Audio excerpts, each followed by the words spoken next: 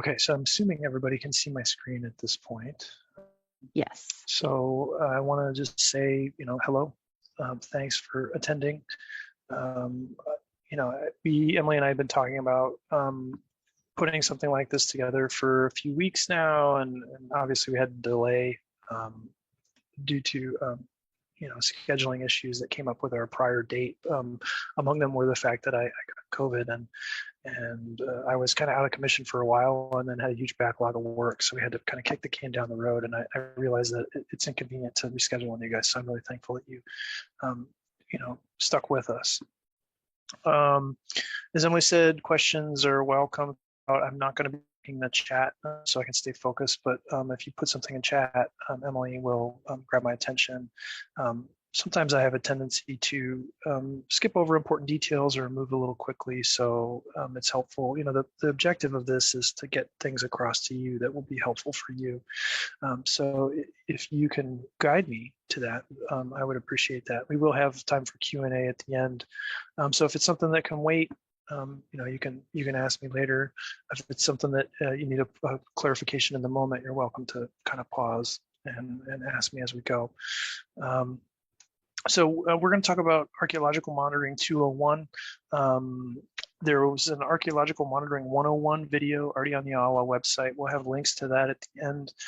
If you haven't seen that yet, I'd recommend you take a look, and I'll talk a little bit more about it in a second. But I just wanted to point out from the outset that what I'm going to talk about this evening is, meant to be kind of build upon that and be a response to it. So it's part of a series. It shouldn't be viewed in isolation of the other one. The other one has good information too.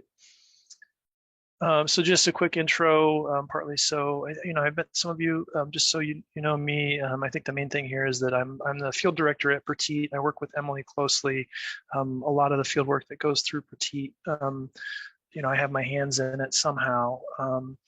And I've been doing archaeology, for enough time now that, and I've been kind of involved in all aspects of the community that I have a good perspective on the profession as a whole, and some of the specific topics in it and how they fit into it and their importance, like monitoring. So if we get to the Q&A and you don't really have any questions about monitoring specifically, you're welcome to ask me sort of more general questions too. And again, as Emily said, the Q&A portion of this won't be recorded at the end, so you can feel free to ask questions without having it be posted on the AWA website. Let's get into it. So before we talk about kind of the outlook of what I want to get across in this talk, I want to establish why we're doing this talk, why this presentation to begin with. Monitoring it has a bad rap among archaeological field crews. I have a note that it usually sucks, and there's a few reasons for that. That field crews, a lot of people really don't like to do monitoring at all. One of them is that monitoring work can be it can be somewhat boring. A lot of what you're doing is kind of standing on site at a construction site watching other people work. And if there's bad weather, if you're exposed to the elements, you're really standing in the rain, and there's not a lot that happens, and often not a lot of archaeology that you see. That's actually a good thing. The projects where we don't find archaeological materials means that no archaeological materials or no cultural resources are being disturbed as a result of the ground disturbance. So that's the outcome we want to see, but it doesn't make for super fun work. And then in that long sort of stretches of tedium, you can have these moments of really high stress when you do find archaeological materials or cultural resources.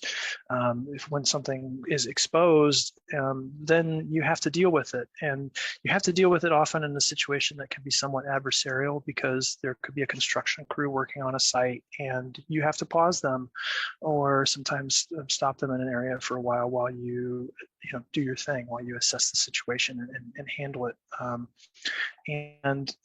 That can set up some conflict on site. So there are moments of pressure.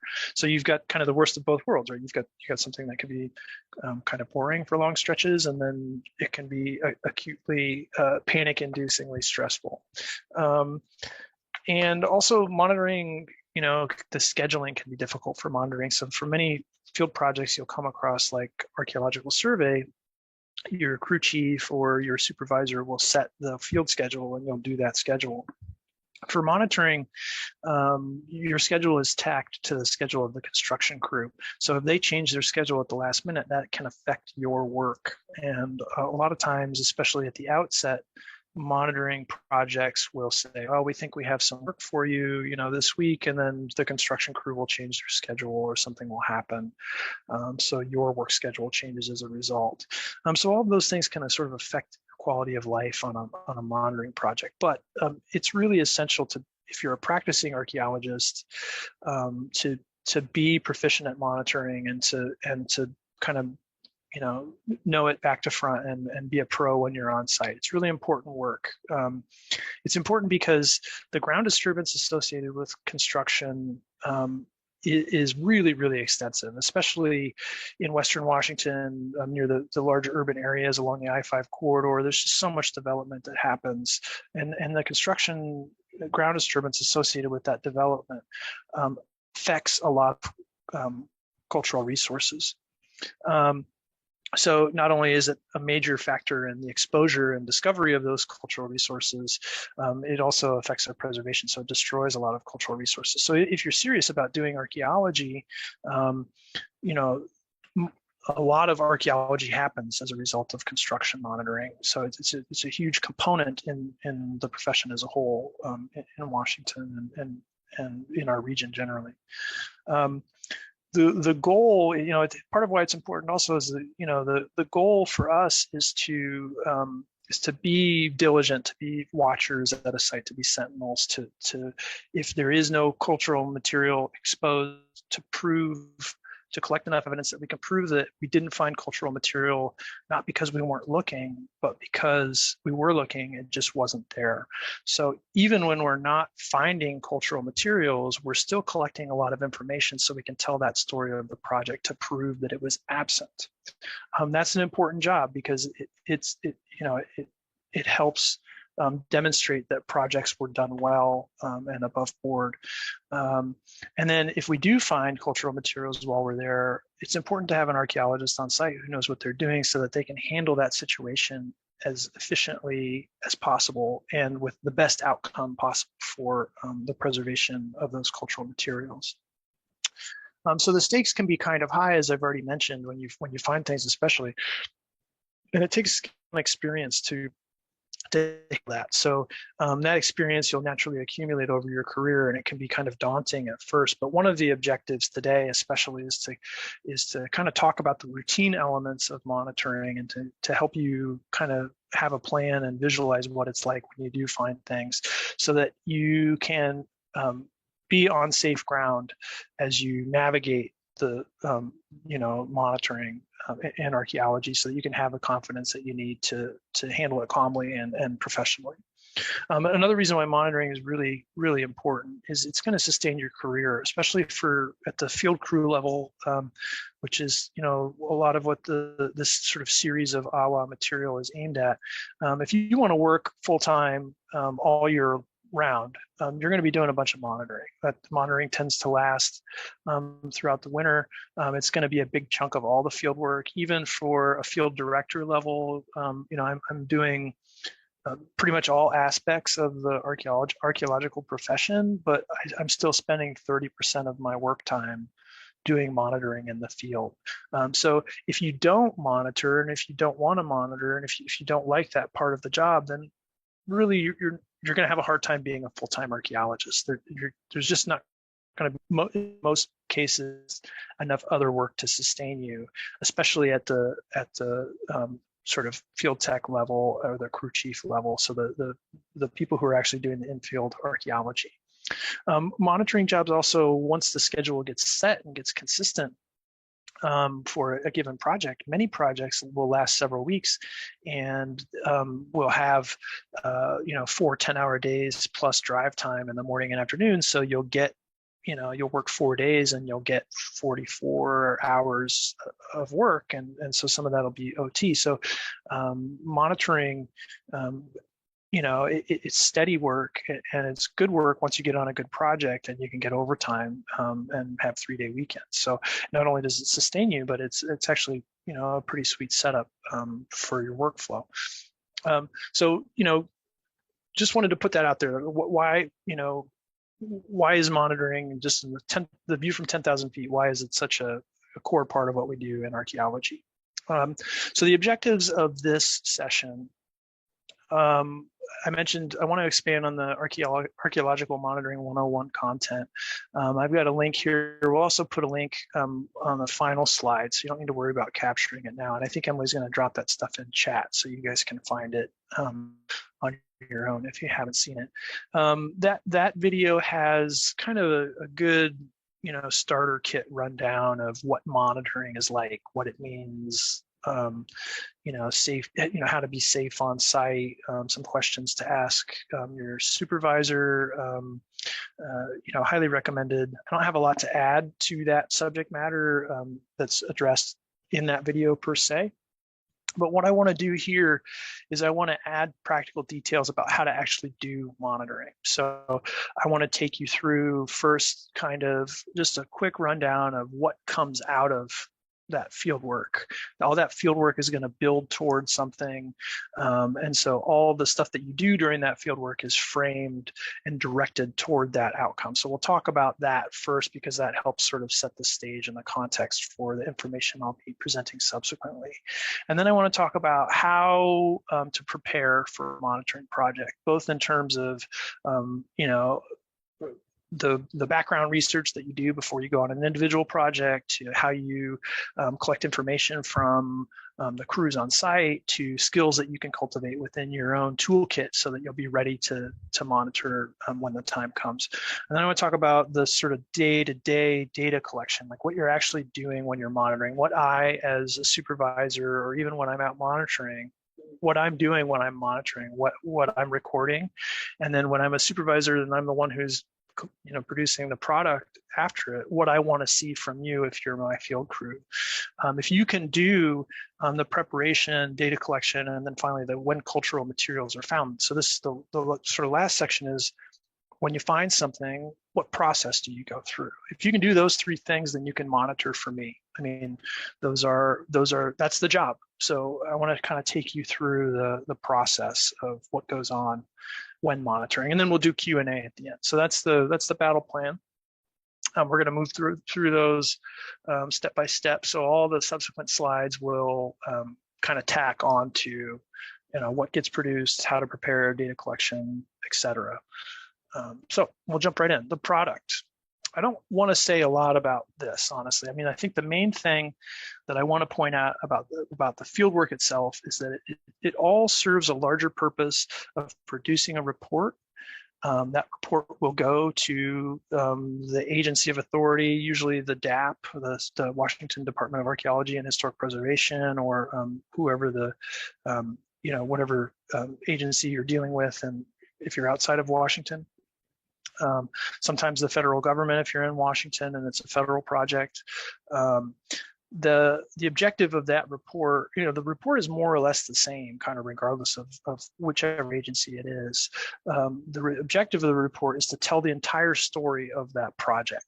So we need to get from our monitors all of the details that will allow us to tell the story of how when, where, and how the ground disturbance occurred. So what the construction activity was like, how that was monitored. So how we as professional archaeologists were there to assess how that impacted potential cultural resources, and how we know whether it did or didn't impact those resources. We want to be able to show if ground disturbance and monitoring don't overlap perfectly. In other words, if there was ground disturbance done when we weren't there monitoring, we want to know that, because we want to be able to include that in our report, especially if something got messed up there. And then, the evidence that's pertinent to that story. So our stratigraphic observations. So even if there's no cultural material observed, we want to know the dirt. We want to know the sediments involved, whether there's soils formed, whether there's fill, because all that stuff is the evidence that allows us to tell that story. Of course, we want to note the cultural materials observed, and we want to be able to give not just descriptions of the cultural materials observed, but an interpretation and assessment of the potential significance and integrity of those cultural materials. So, how important are they? How have they been? How much could we learn from them? How well preserved are they? How did the monitoring or the construction activity actually affect them? And then we want to know how the story turned out, right? So if we found cultural resources, we want to know how they were treated and what kind of intervention or mitigation or what we were able to do with them, and kind of what state they were left in when we left the site. So that all goes into the report, and then that'll go to the agency of authority and to the clients, and they'll review it, and they'll basically judge our work based on those details and all of those elements of the report. So we can just set those details aside for now. This slide is just one quick slide. It's just a backdrop that kind of, again, frames all of the other things that I'm going to talk about. So everything else that we're going to talk about doing on site is all building toward having the details that we can use for this product here, the report. So I want to talk about preparation. So here's kind of really where we're moving into the information that is the most important for those people in the field doing the monitoring. So when you're on site doing monitoring, and when you're getting ready for a monitoring project, there's a few elements of preparation that are important to you, and I'm going to talk about those today, right? So project background, so those are the kind of background details of all the archaeology and the construction and so forth. There's the logistics of the construction project itself. That's how they're actually going to do their work that's going to cause the ground disturbance. And then there's the skills. Those are the tools that you have as a professional that enable you to perform your monitoring duties. So I'm going to talk about each one of those in turn. So background, just jumping right in with that. The things to know before you monitor, you really want to know the expectations for archaeological materials within the site. So by that I mean, what kind of archaeological materials do you expect to be there? Where do you expect them to be within the site, both horizontally in terms of the horizontal extent of the site, or how deep do you expect them to be? And there's an example image here just to kind of give you a taste of what I'm talking about. You can see the red line is the project area. There was a development of a parcel in Seattle, and when we looked at historic maps, we could see that there were early 1900 buildings originally within the parcel, and those buildings were no longer extant. They'd been torn down, but we knew that when we went out there and monitored that it was likely that we'd find some archaeological materials near those buildings, and especially there could be old pit toilets, because those buildings were there before indoor plumbing was required by law. So oftentimes there would be pit toilets, and oftentimes they would be near those old buildings. So we expected that when we were monitoring, there was a high likelihood that we would come across that kind of thing. So having that information in the field, coming to the field site already knowing that is really essential, because then when something like that is possibly exposed, I know if I'm looking in a certain place and I'm looking at a certain thing, dark stained earth, maybe circular feature or a square feature filled in with a bunch of historic trash, that could easily be a pit toilet. So it helped kind of prepare me for what to expect. And expectations for the stratigraphy. So what kind of sediment, how deep is the culturally sterile sediment going to be? Glacial sediment or alluvial sediment? What kind of sediment is it going to be? How thick is the soil? Is there disturbed fill? And expectations for construction activity. So how are, what tools are they going to use?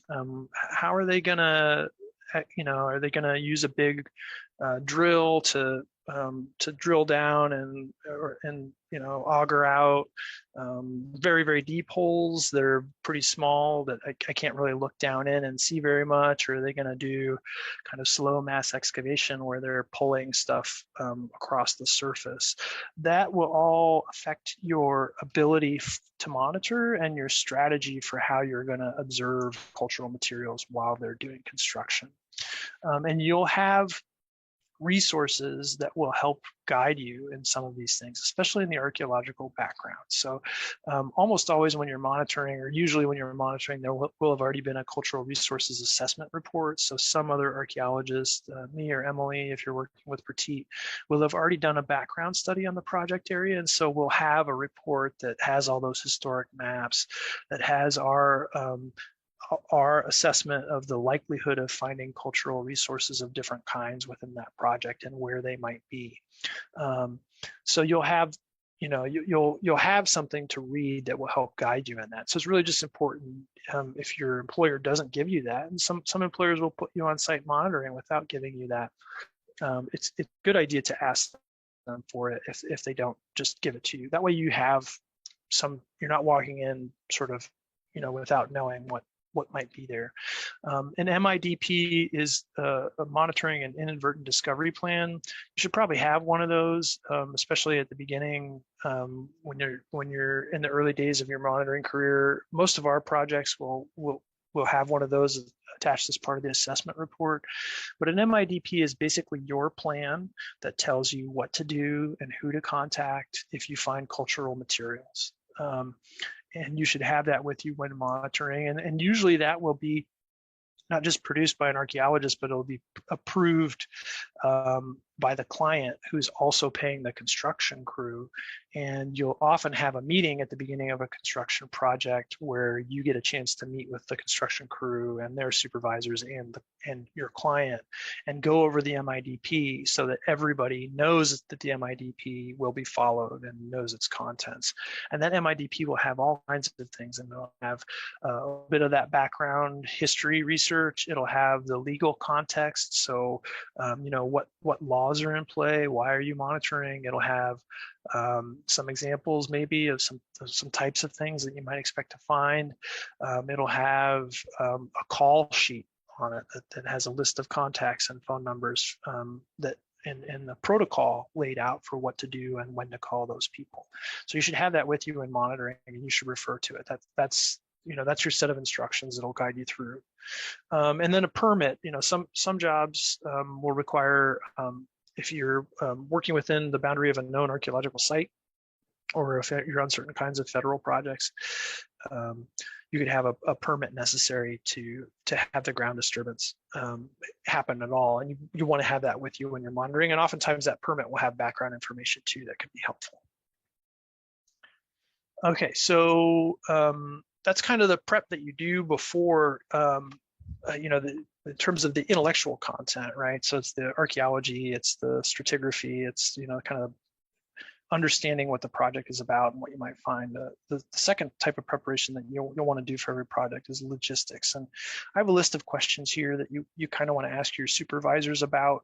I won't go into really any detail about those. We can kind of breeze through, but you want to make sure what the job is actually going to be like in terms of your daily work, and you want to get that information from your supervisor before you show up. And so make sure you ask them about what happens when there's downtime. I mean, that's one I think that a lot of times supervisors will forget to discuss. But if you go to a monitoring job and you only need to monitor for about an hour, and then the construction crew switches to a different activity that doesn't need to be monitored for 3 or 4 hours, but they're going to need you again in the afternoon for monitoring. What do you do with that time? Are you going to get paid for it? These are questions that you want to ask your supervisor ahead of time, so that you can decide whether you think it's worth it to do the job. I'm happy to talk more about those in Q&A, but this adds a little bit, I think, to Julia's list in Monitoring 101. So this is partly in addition to the prior video. The second sort of bullet point there, the things you want to do daily, you want to ask the on-site construction supervisor, or if you have an alternate contact maybe from your client that knows the scoop on what the construction activity is going to be. You want to ask every day. Okay, your job is to communicate on-site with the construction personnel at the beginning of the day. What are you guys going to be doing today? Are you going to be digging with this equipment again? Are you going to be over here? Oftentimes they'll have more than one activity going. And if you go, excuse me, and if you collect information at the beginning of the day about the activities they're going to be doing that is going to cause ground disturbance, that will help you strategize where you need to be posted up and how you're going to do your monitoring, what kinds of things you're going to be observing. It'll also give you a chance, if you feel like their activity is going to be more than you can handle by yourself, you can call your supervisor and say, hey, I think that it'd be a good idea to have another monitor out here today. Or, hey, I don't think they're going to be doing anything today that needs to be monitored. Do you have other work for me? And then at the end of the day, you also want to check in before you leave. You want to ask the same person, or kind of whoever's in charge, are you done with ground disturbance today? Because construction crews will sometimes do ground disturbance without the monitor there, even if they know they're not supposed to. So sometimes you'll show up in the morning and they're already going. And sometimes if you turn your back on them to go to get lunch, they'll dig without you. And sometimes if you leave early, even thinking they're done, they'll keep going and you'll come back the next day and find that stuff was disturbed. So you want to confirm with them before you leave. You want to get that verbal confirmation. And then you also want to ask them at the end of the day, what's it look like tomorrow? What's it look like the rest of the week? Anything I need to know about? Sometimes often you'll be on monitoring projects that you won't necessarily need to be there on consecutive days. So one of your jobs before you leave is to try to figure out as much information as you can about when monitoring will need to continue. And then you want to pass all that information on to your supervisors so they can coordinate too. So a lot of times on-site construction personnel have a lot of balls in the air that they're juggling, and they're supposed to be checking in with me as a monitoring supervisor or with Emily, but they don't necessarily do a good job keeping us up to speed. So the monitors that we have on site actually have them there and can check in with them and get updates on that information in real time, and then share that information with us so that we can manage the project smoothly. So the third kind of type of preparation that I think is important to discuss here is just general skills, like the things that you want to be able to do as an archaeologist when you're on site. The first one I have is just kind of general experience and comfort with Washington archaeology. There's really not a lot that you can do about that except accumulate experience as much as you're able to. The monitoring, because it can be stressful, acutely stressful at times, it helps to have a very deep reservoir of experience to sort of give you perspective to guide you through those times. But that isn't 100% necessary. It's just an observation, kind of advice from an old timer. It gets a lot easier as you get through several more projects. You get comfortable with the stratigraphy, certain area. You've seen a lot of the kinds of things that you're likely to come across when monitoring. It gets a lot easier. So the more little field projects you can do, the more other kinds of archaeology that you can do, the better you're going to be when you're monitoring. But in terms of the things that you can cultivate yourself in the near term, there are really a few basic skills. One is the description of dirt and the interpretation of dirt. This is, being able to make observations about stratigraphy is the keystone skill for all archaeology. And it's needed for every project, even when we don't find cultural materials while monitoring, because when we don't find cultural materials, again, our job is to be diligent and to be able to say that we didn't find cultural materials, not because we weren't looking, but because they weren't there. And part of that will be an interpretation as to why they weren't there. So if there was, construction fill that was placed on top of the former ground surface that was sterile, we need to be able to get a good description and interpretation of that fill so that we can document it and know that there's a low likelihood there's going to be any artifacts in it.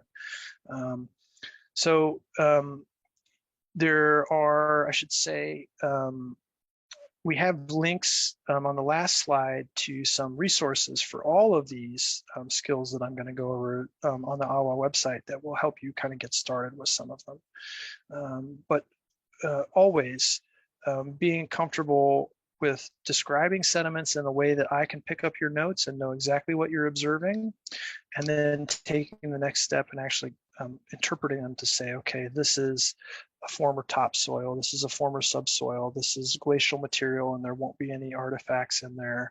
All of those things are going to help you be prepared for monitoring, which is basically just standing there and watching people expose these sediments and being able to interpret them in real time. So I have a couple key terms here: the fill versus native sediment. Fill is basically emplaced by historical construction activity. Native sediment are those sediments that were put in place by native depositional agents like wind, water, landslides, glaciers.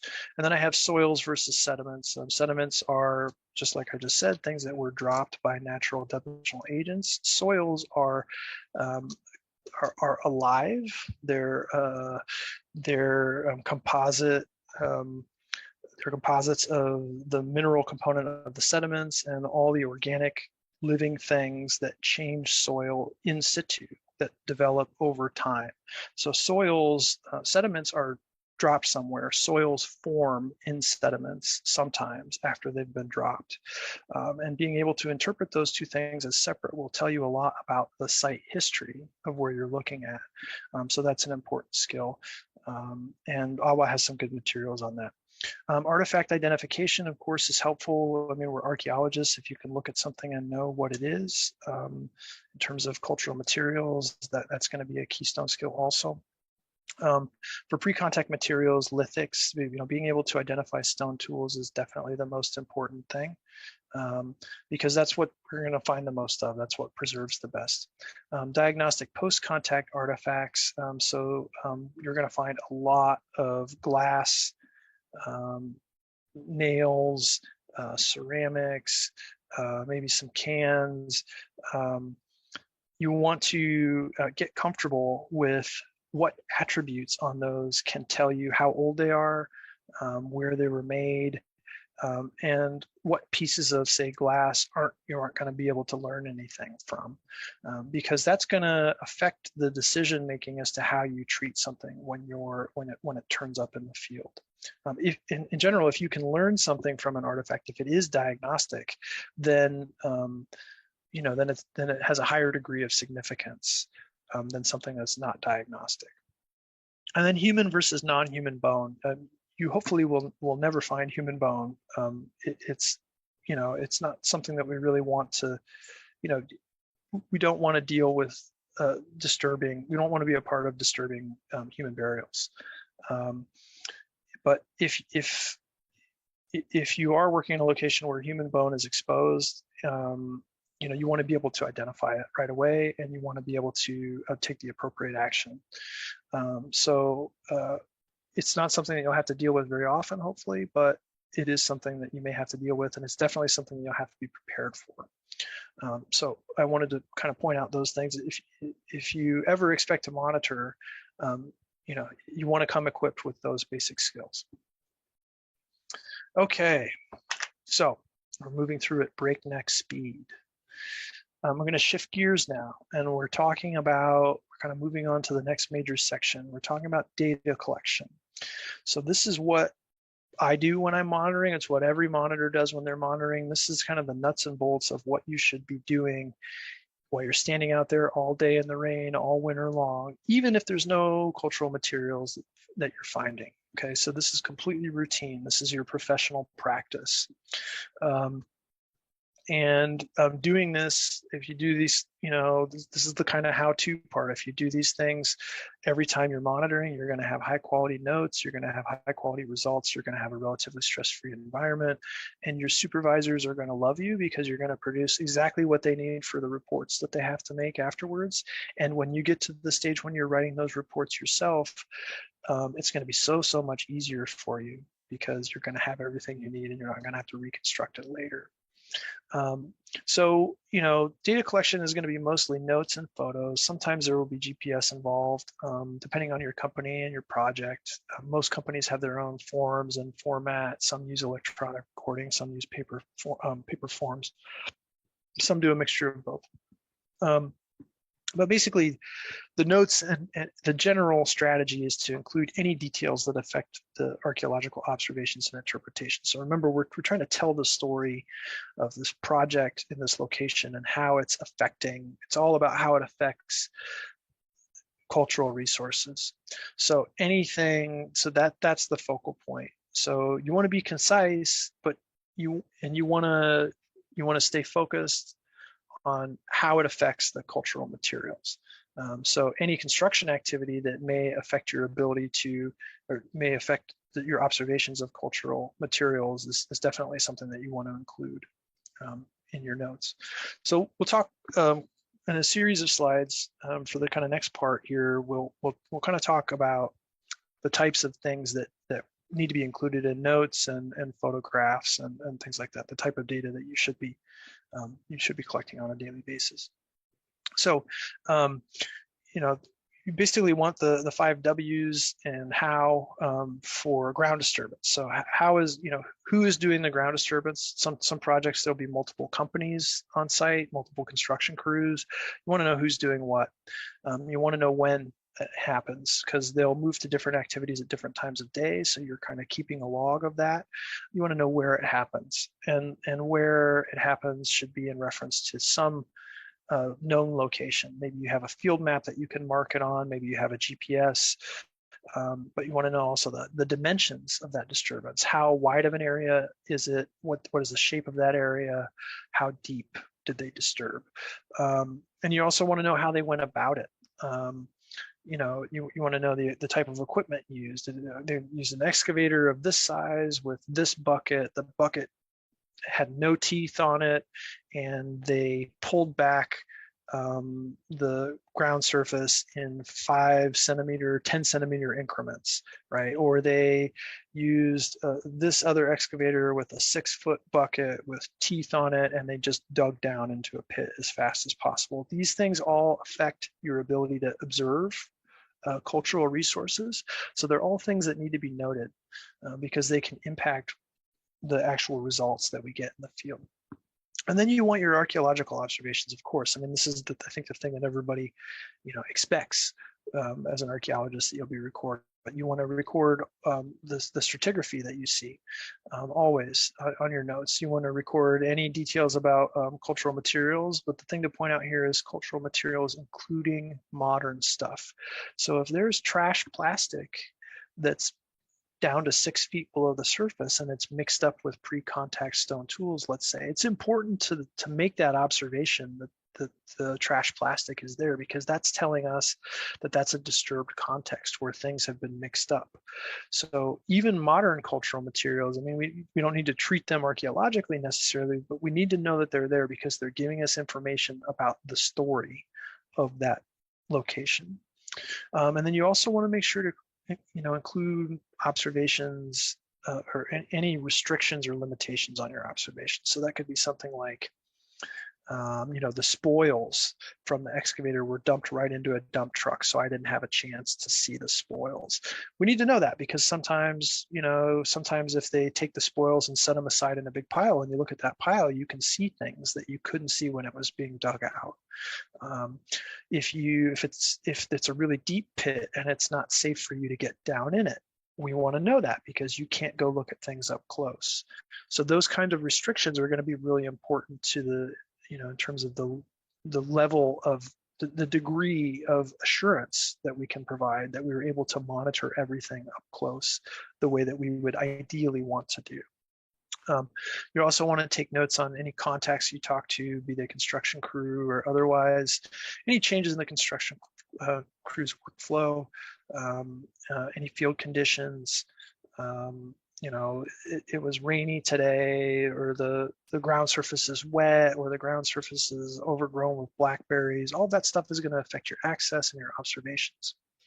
And then every day, at the end of the day, you're going to have all this long running list of observations to go through. But every day, at the end of the day, you want to sit down and you want to write 2 to 3 sentences, just a summary of what happened, what you saw, so that when I read your notes and I'm trying to put it all together, I can start there.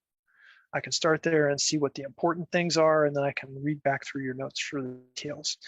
My daily summary would include a sketch map of the area that was where the ground disturbance happened. It should have a profile sketch, so that's the stratigraphy. It should have the photo numbers that include all of your photo numbers for the day, and if you have GPS points, it should include that too. So we're going to talk about profile, a sketch map or profile sketch, just really quickly, and I might actually abridge this this section just because I want to be time conscious. So a sketch map, the idea of a sketch map is we want it to show the things that you're seeing in plan view. So that means top down. We want to see the area that was disturbed. Okay, we want to see any sort of cultural features or materials that you found in there. And we want it to be situated within the location of the overall project so we know exactly where it is.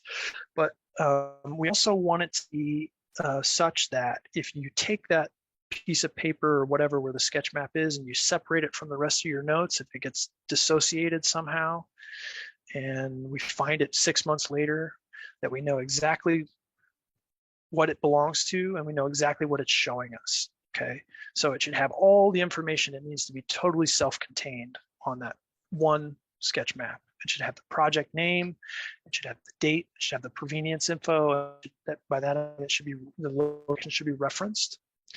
It should have a description as to what we're actually looking at. It should have a scale.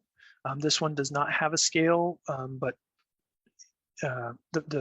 the picture here, but it's actually elsewhere on the form. It just didn't make the cut here. It should have a north arrow if it's a map, a sketch map. It should have descriptive labels so that we can see what we're looking at. And it should have your name on it, you the field observer.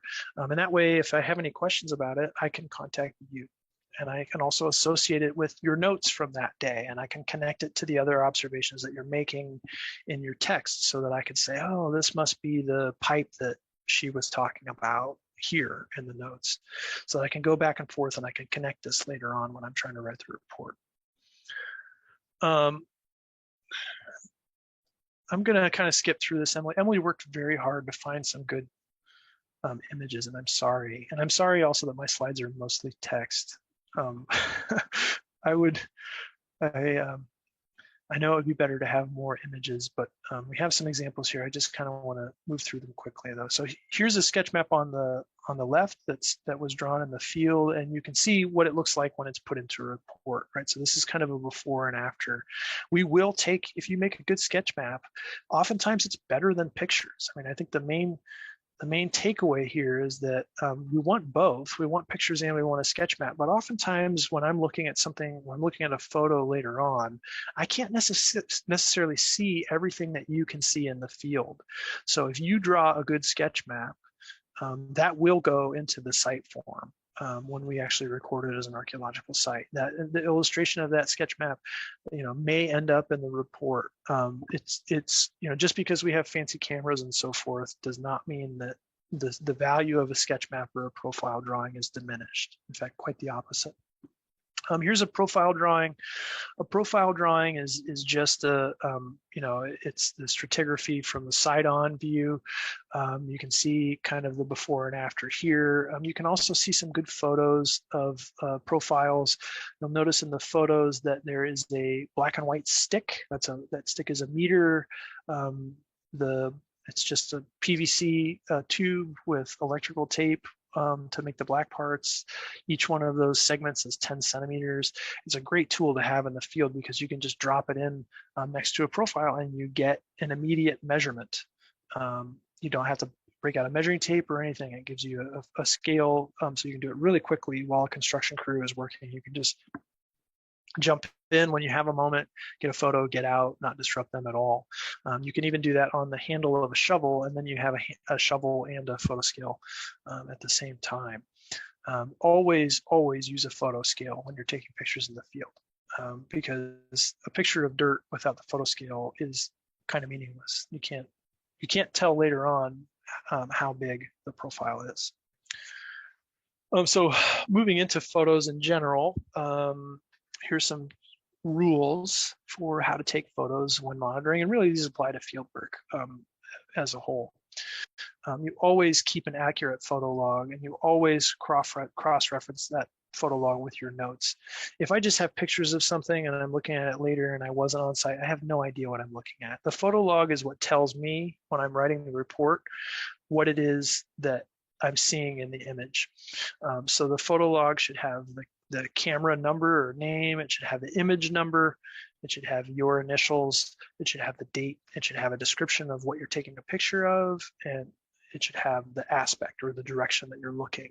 And that way I can go and I can look at the log and I can flip through your photos and I can tell exactly, oh, that's this from this direction, it was taken by this person, and I can, because you've cross-referenced it with your notes, I can go back to your field notes for the day and I can match it up to your text description also. Use a photo scale of a stick or a ruler. There's an example of a ruler on the right. It's good to have one for artifacts. In particular, we have little sort of printed pages with markings on them.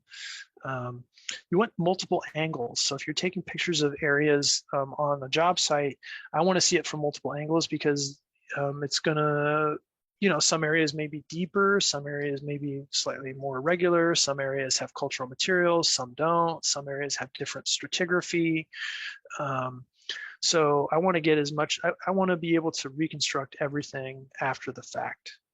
And with digital cameras, you can take so many pictures. It doesn't really cost anything to just snap lots of photos. So take multiple angles, take multiple aspects of objects. So if you find a artifact that you think may be archaeological, get lots of different angles of it. If it's a stone tool, get both faces. If it's a bottle like this one, this is an old Bartels bottle, you can see that there's a shot from the side that has the embossed Bartels lettering on it. There's a shot of the spout, the neck and spout.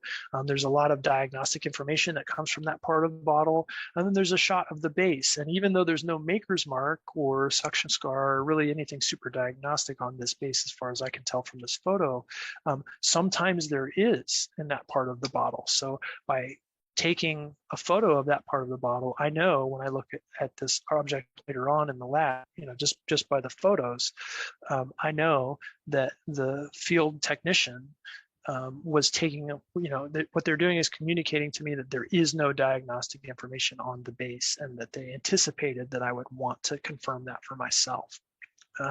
So lots of angles. Use a plain color matte background for objects. You don't want a busy pattern in the back because that can obscure the shape of the object itself. You don't want anything glossy because you don't want glare on the photos. We want sort of flat color to come through because we're going to use these in our report. The photos that you take in the field are evidence, right? So some of them will end up in the report later on. And for a lot of projects, materials will be reburied in the field. So once your photos are taken, we may not ever, get another look at that object. You can sometimes photograph objects in groups. I think we can probably skip over that just for brevity. It's best to take photos all in shade. That way the light is even across them. All in sun is okay sometimes, although that can cause glare on certain objects. You really want to try to avoid a mix of sun and shade together because then you'll have multiple parts of the object or profile taking that will have different exposures, and it'll be really hard to see the detail that you want to see. There's always going to be something that has poor lighting in the finished photo. Do not use flash for overviews. So overviews are kind of across the terrain. If it's raining or misting, the rain or mist will refract the light from the flash, and all you'll get is a picture of a cloud. You're not going to get a picture of what you actually want to see. So you'll end up at the end of the day, if you take all your photos with flash when you're in the field, you'll go back to the lab and look at them, and you won't have any usable photos. When and what to take photos of. So here's part of our sort of daily practice. This is our routine that we're doing. We're always going to take overview photos before and after any new ground disturbance. So there's examples on the right. There's a before and after photo of a pit in looks like a roadway improvement. And that's because, again, we want to be able to tell the story of the project. And you know, if you do find archaeological materials, you also want to take photos of how it was treated. So whether it was covered up with geotechnical fabric, whether there was fill put on top of it. You want to be able to see everything start to finish that was involved with exposure and then securing of that cultural resource. You want overviews also before and after, at the beginning of the day and the end of the day, right? So a lot of projects, you'll have multiple days of work. And we want to make sure that we know at the beginning of the day what the state of it was when you monitored, and at the end of the day what the state of it was when you left. And the reason why is a lot of times you'll be switching out with other monitors on a specific project, and so you won't know whether the existing ground disturbance on a project was monitored when you show up. I mean, somebody else might have been there monitoring it, or the construction crew might have just done it. I've been on several jobs where I showed up and the construction crew had already begun excavating and they weren't supposed to have. So you take those pictures at the beginning of the day to document what was done without you. And the same thing for at the end of the day, so you have a frame of reference next time you're back on site as to what's been done in the interim. Overviews, and then occasionally when the ground disturbance is in progress. And really what we're showing with those is how they're doing their ground disturbance. We're getting a photo of the excavator or the the grader, actually, that we can use in the report to show how the ground disturbance is happening. You always want overview photos of finished stratigraphic profiles. You want to clean them if you have access. So cleaning just means you sort of scrape them so that you can see the actual stratigraphic context. You're getting all the other dirt that's fallen on top of them. Maybe change the color during excavation, or sometimes if they're exposed for a long time, they'll dry out. So if you scrape them off, it'll be more vibrant and it'll be a better photograph and easier to interpret. You want photos of all pre-contact artifacts, anything that is a Native American artifact or context. You want photos of that for sure. All archaeological features, that's stuff that's in situ, that is archaeological, and all diagnostic post-contact artifacts and their context. Anything that doesn't fit into one of those other categories, you want occasional pictures of. So this includes modern trash, and that's why I say often to show a disturbance. So you want to be able to document that there are modern materials mixed in. So you want photos of that so that you can prove it later on. Okay, so we're moving out of the kind of routine daily stuff. And we've been at it about 55 minutes. So I just want to reassure you, we're on the home stretch. We're just shifting gears one last time, and we're going to kind of run through this, but this is really important to get out here because this is where the stress is. Everything that I've been talking about before is absolutely routine. If you do those things on every project, you've got the core of monitoring down pat. If you do those things and you stay safe, you're doing high quality work, you'll be successful at monitoring. But occasionally you will find cultural materials that you have to deal with. So this next section is, how do you handle that? What do you do? What's your plan? And I want to, so I have a slide here. This is kind of the step-by-step process. So we're going to take these as steps, and then we'll come back to this in a minute. But first, it's important really to just remember that our job there is to protect, assess, and advise about cultural resources in real time, in that order. Okay, so the first thing you want to do if you find something that you think might be archaeological and potentially significant is you want to pause ground disturbance in the area. Okay, you gotta make eye contact with the operator, whoever's the construction person doing the ground disturbance. You got to get their attention. You got to get them to stop. Okay. And they should know. I mean, they should know that they'll know that you're there. But sometimes it takes some effort to get their attention, especially when it gets hot and it's late in the project, late in the day. They are kind of on an autopilot. So you gotta make sure you pause them. And then after you pause them, your next objective is to investigate to the extent that it's safe to do so.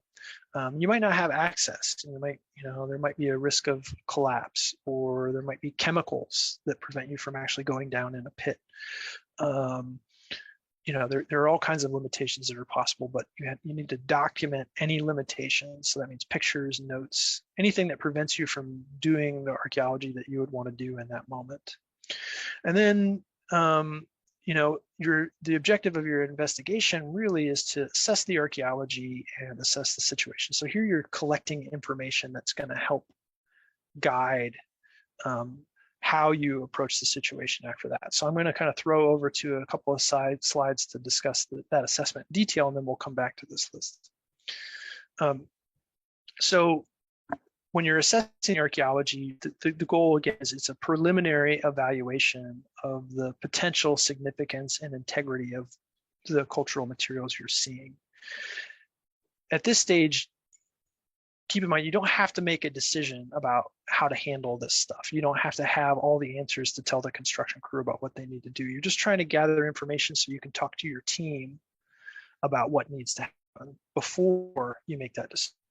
So you don't want to disturb the cultural materials further. You want to be non-invasive, okay? You don't want to dig stuff up before you talk to somebody about it or you decide what to do. You want to take a look at it, see if you can clean it off a little bit, get a handle on what it is. Okay, does it have diagnostic attributes? Can you tell anything about the stratigraphic context? Is it in its original cultural location, or has it been disturbed? Was it disturbed prior to the construction activity that you're monitoring, or was it disturbed by the construction activity that you're monitoring? What's associated with it? Is there a concentration of artifacts there? Do you have background information that you can associate it with? Is it near a mapped historical building? And again, is there trash there? I mean, if it's in a bunch of modern artifacts and debris, that affects the context, that affects the interpretation. Once you've done that, you're kind of doing the same thing with the situation, for lack of a better word. You want to know kind of, okay, does the construction plan have to affect this further? Do they need to keep digging right here? If they do so, is it going to necessarily damage this thing that I found? Can they work around it? Could I move this thing without having it be damaged? Are there, is there anything else that I could do that would give me some low risk information in the present? So could I have the excavator dig a trench next to it so I can see the stratigraphy without disturbing the thing that I've just found? Can I have them clean it off with the excavator or some other tool? And then, overall, what's the outlook for it? Is it gonna, how safe is it? Is it gonna be disturbed, or can they stop there? Are there ways to avoid or minimize that further disturbance? And again, we're just collecting information, right? We're not making any decisions yet.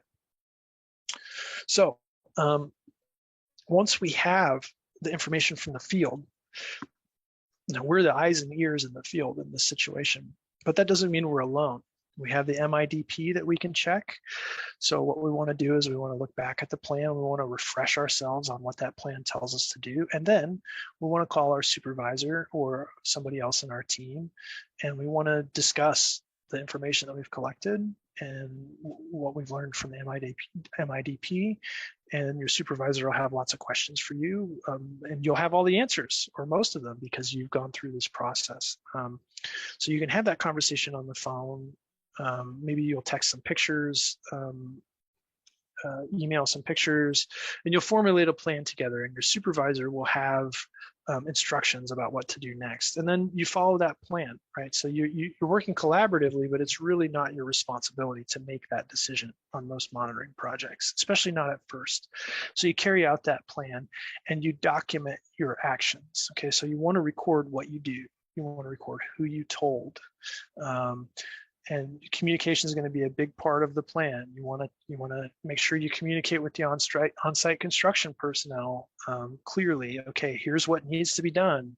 It's going to take me about an hour, and I'm going to do this. And you can probably go work over here during the time that I'm doing this, but you cannot disturb anything within 50 feet of this for an hour. Or I need to make some calls. I need to notify the state about this. I need to call the affected tribes about this, and I need to get their input.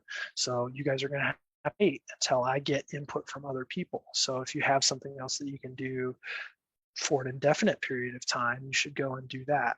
But as long as you're clear about that, and you communicate it, and you communicate with the state agency, the local government agency, or the affected tribes as per your supervisor's guidance and MIDP, then you're following the plan, and it's going to be as painless as possible. Now, one quick note here, communication is key, but it's only communication with need to know personnel. And one of the things that you need to watch out for is you need to tell construction personnel on site that they are not allowed to take pictures, and they're not allowed to send pictures of archaeological materials. You can't post them on social media, and you can't either. It's going to be a violation of your MIP. It's going to be a violation of your ethical obligations, and it's also going to be a violation of state law. The location and content of archaeological sites is exempt from public disclosure under Washington state law. So if you find cultural resources and you post on Facebook pictures of that, you're breaking the law, and you're going to find it harder to find work as a monitor for sure after that. So keep that, communicate that. Communicate to the construction workers that under no circumstances should they take pictures and share those pictures or talk to people about that. But that's it. Once you follow the plan, it's impossible to anticipate all the circumstances that are going to emerge while monitoring. But as long as you stay on course with your plan and you keep communicating updates with your supervisor and the construction personnel and other people that are named on the MIDP that you should be in touch with when you find stuff, you'll work collaboratively to come up with a solution. It's not all on you to do that. So you don't have to feel that panic in the field. So just to sum up, monitoring, it's really the boredom and the unpredictability that make it challenging. They're the pretty strange brew of the two. But as long as you handle the things that you can handle that are totally routine and you're prepared for that, and most of which I've kind of talked about in great detail this evening. As long as you do those things and you communicate and you follow your MIDP, and you work together, you're gonna come to a where you can trust your process, and you'll find comfort in that process, and you'll be able to follow that, and you'll be successful in your work, and you'll be able to execute your responsibility as a monitor, and you'll find that you'll be in great demand among potential employers in Washington, because there's a huge need for field crews that can do monitoring and who can do it well. And if you can take good notes and take good pictures and do all the things that I've described here, you're gonna satisfy all the expectations of potential employers for what they need to do on a monitoring site. Time for questions. These are the links that I mentioned to archaeological resources, reference information on the AWA website. I think Emily is also going to paste those in the chat.